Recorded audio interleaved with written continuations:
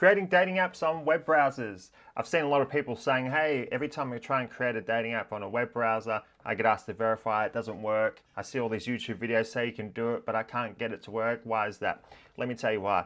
To get a dating app profile to work on a web browser without needing verification, you first need to create it on an Android phone, for example, with App Cloner.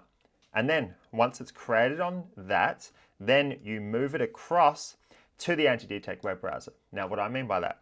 What I mean by that is you purchase a mobile proxy. You create a clone of the Tinder app using App Cloner with the mobile proxy. So that means the dating app profile is now associated with that mobile proxy.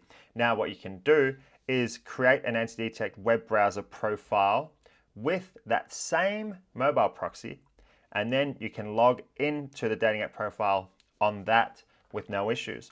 The reason why you have to do it that way is when you create a dating app profile on a web browser, any web browser, whether it's anti-detect web browser or not, they're all the same. When you create a dating app profile on a browser, it automatically starts off with a lower than usual trust score. So major dating apps like Tinder and Bumble, when a dating app profile is created, they get assigned a trust score. That determines on when they get asked to verify or where they have to do, the prove you're human, all that stuff. Now, if you create a dating app profile on a web browser, it will automatically start off with a lower than usual trust score. And then you combine that with a shitty proxy or another anomaly or something else that doesn't add up. And then you're going to either get asked to verify or the account's going to get banned. Now, you can help mitigate that by creating it on an Android phone with App Cloner using a mobile proxy. And then what you do is you create an anti-detect web browser profile with something like Dolphin Anti, assign that same mobile proxy to it, and then you simply log in to the dating app profile within the browser using that same proxy.